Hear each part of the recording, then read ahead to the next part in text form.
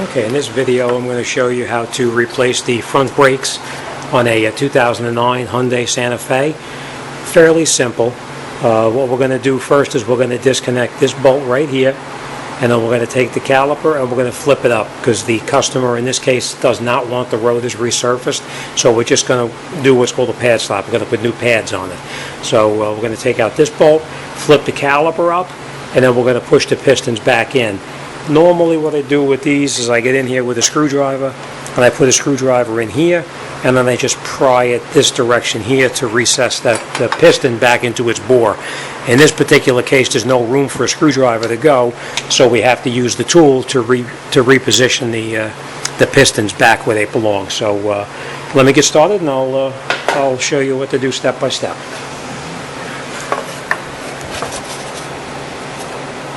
Okay, obviously the first thing we're going to do is we're going to disconnect this bolt right here. And what we're going to do is we're going to take it out all the way.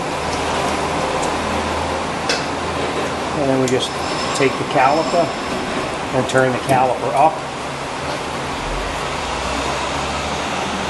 Give a little better perspective on it.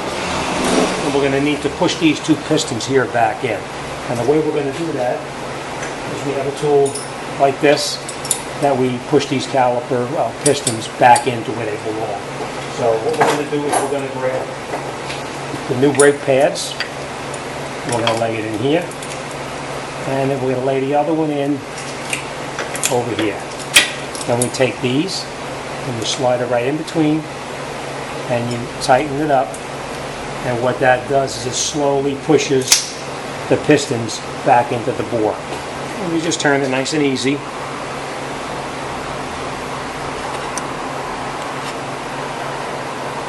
And then slowly you can see the pistons starting to push back in, and you do that until the pistons are recessed all the way back into the bore. Just takes a minute or so and it pushes in fairly easy.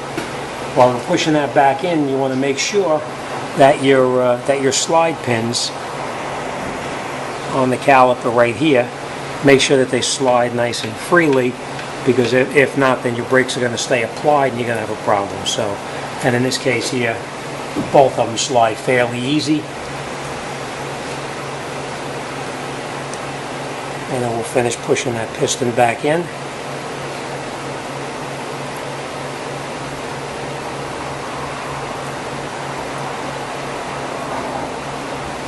You can do it with the I like this tool here, seems to work the best for me. Some guys use a C-clamp.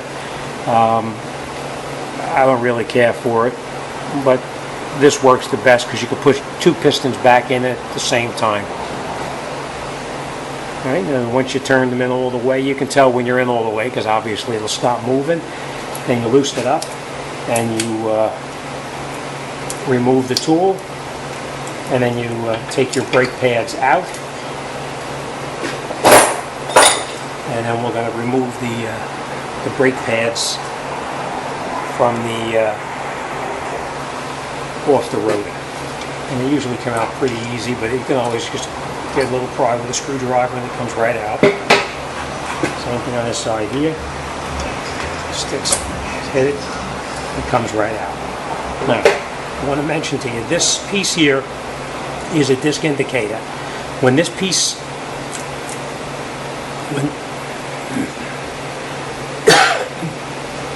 when this piece comes down to where it's even with the brake pad, that's when you get that squealing noise. So, right, so that's the indicator. When that comes in contact with the rotor, that's what gives you the squealing noise. Now we have to put the brake pads back in the same position that you took them out. So we know that the outer pad did not have any sensor on it, so we can grab the outer pad.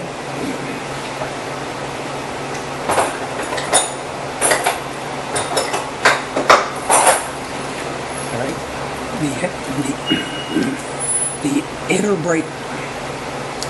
brake pad has the indicator. The inner brake pad has the indicator and you want to make sure you get the brake pad that has the indicator in the right position. As you can see, this one is the mirror image of it. It actually belongs on the other side. So let's grab the right one and I'll show you how that. Right? See? Both of them have the sensor on top. So we're going to, in this particular case, we're also going to change. We're going to change the hardware too.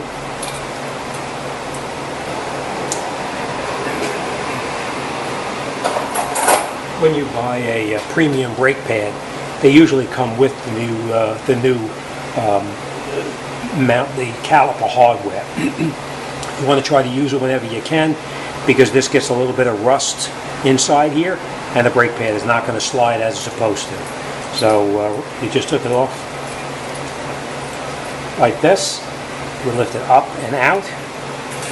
Obviously, you put the new one back in the same way you just took out the other one.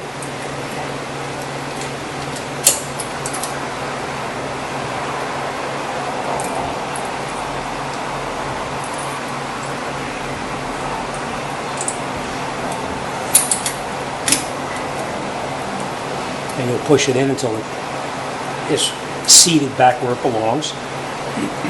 Do the same thing on top. You just pry it down a little bit. Comes right out. You get your replacement and you put it back in the same way you took it out. Right? This is facing up, so we know that this has to face up as well. Take it, you push it up inside here.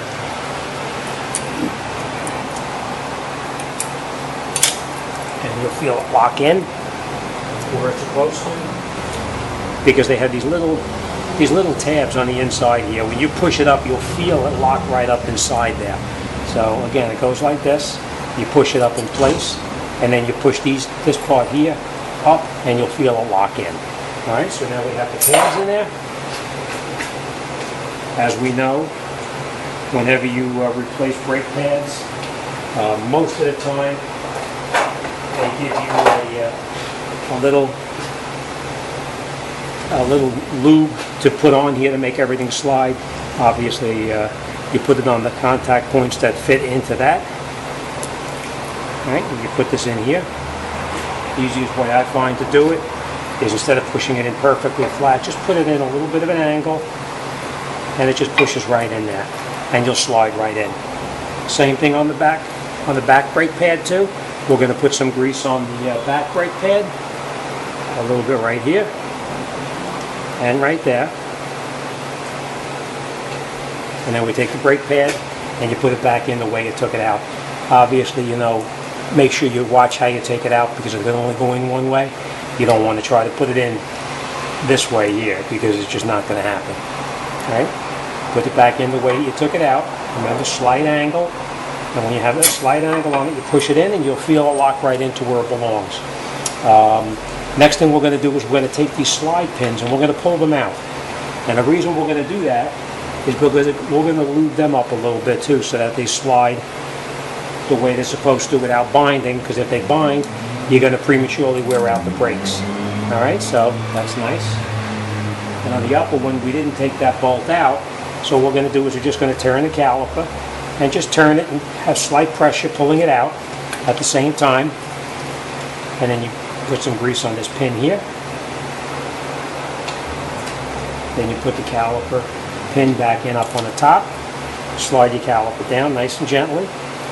You push in on this bottom slider. You take your 14mm bolt.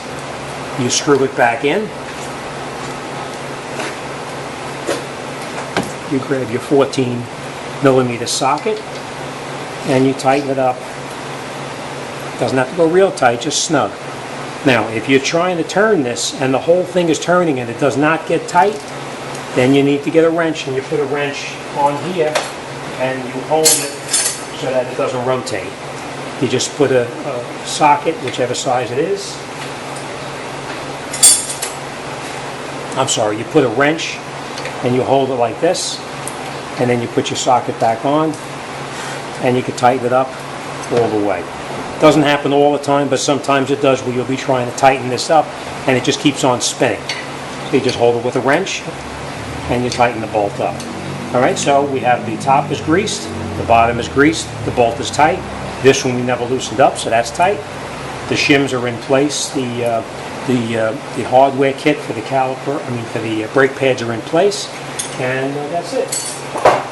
Caliper slides nice and freely, as it's supposed to, and that's it. We're all done. Now we're going to go around the other side, and we're going to do the exact same thing on the other side, and that's it. We're all set. All right, thanks for watching. I'll see you on the next one.